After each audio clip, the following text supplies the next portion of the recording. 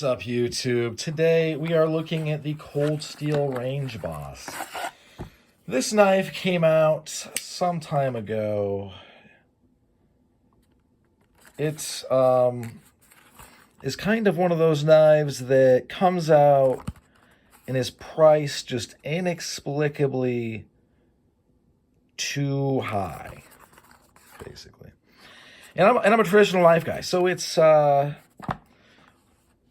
this was, I was seeing it around 40, 50, 60 some places, even higher.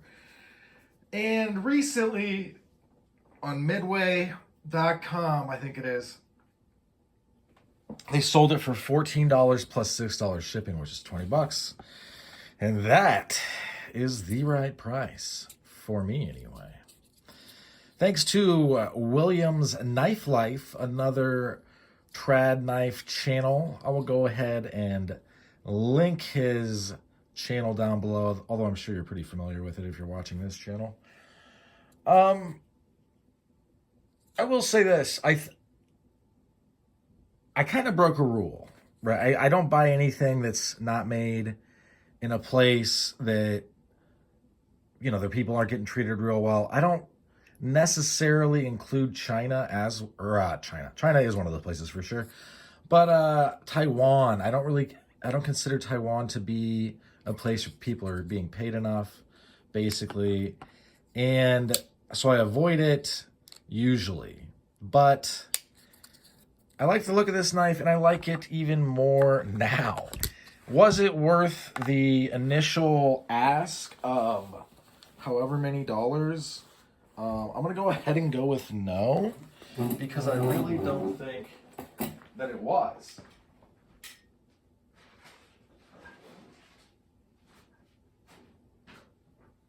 I had to grab something. I'm back. Would it be one of my videos if I didn't? So here we have the Duke, well known to the channel. It has a fairly robust system of deployment, being a slip joint. I don't think it's ever going to wear out in my lifetime. I'll probably end up using it up at some point. I'm looking around for a ruler or a tape measure, and I am not finding one. Anyway, this is about 3.5 inches. I'm going to go with 4 or so. It has this polymer that's like stippled.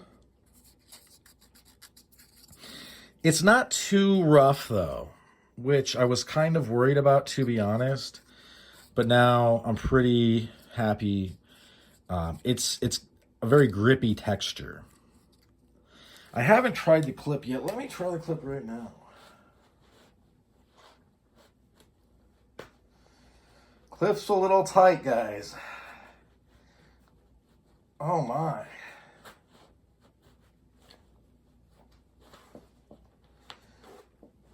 I still haven't got it on.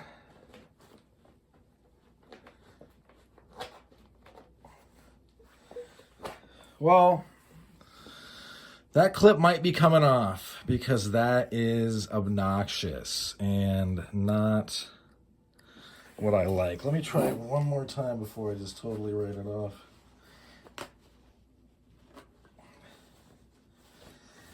Yeah, it's pretty tight. I could probably break it in.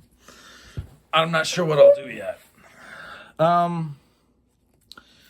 So I like the setup. I like the thumb studs. I like the Triad lock, which is a proprietary lock from Cold Steel. I like the back lock. It's a mid-back lock. There's a little bit of texture up here. I won't go on too long. This has been out for years. It's also, this blade is very well stone washed. I like the stone washing on this blade. Besides that, the 4116 steel, I believe, is a German steel. And I've heard very good things in the little bit of research that I did. I would expect it, well, this is like X75, which is their version of 1075. I would expect it to perform around about I want to say 14C28, maybe it's 12C28.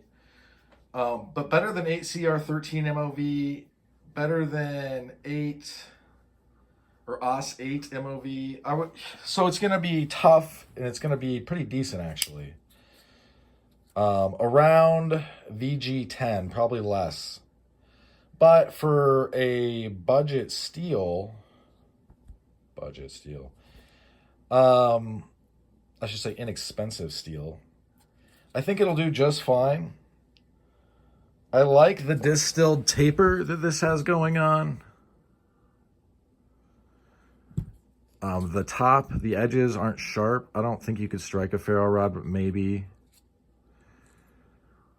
There's absolutely no wobble. There's absolutely no rock lock. If you look down in there, things aren't exactly tight. I mean, the gappage that's going on here is like, how, like what? What is happening? And it's got a leaf spring back here to kick this thing back down. All in all, I'm pretty happy with this. If you can get it for 20 bucks, I probably would. 20 bucks ship, that is. I don't know if Midway's still doing the deal.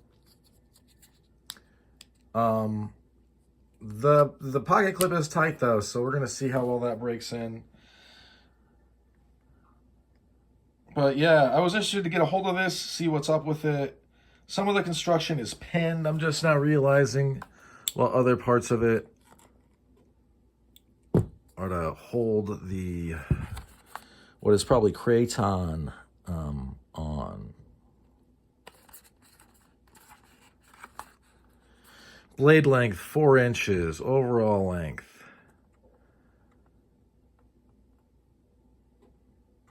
So yeah, this is, I like that it's thin, although for long tasks, that's gonna bang your hands up pretty good. You're not gonna love that. But it's gonna make it easy to carry, and it's also gonna make it easy to, if I wanna slip it into something else, like a backpack, and it'll be even a tiny bit slimmer if I were to take off this pocket clip, which I don't really expect to do, simply because in my mind, when I got that, I mean, like, dude, this is not wanting to go on. Yeah, and this is already eating up my pants. So yeah, we'll see what happens with that clip. That clip might end up, I might just leave it on and ignore it, but because it's not really that obtrusive. But I might end up trying to loosen it. I wouldn't be mad, honestly, if this were just like a back pocket, you know, just sits in your back pocket type of thing. But in any event, that's about all she wrote for this one. Thanks for sticking with me to the end, and I hope you folks have a good rest of your day. Bye now.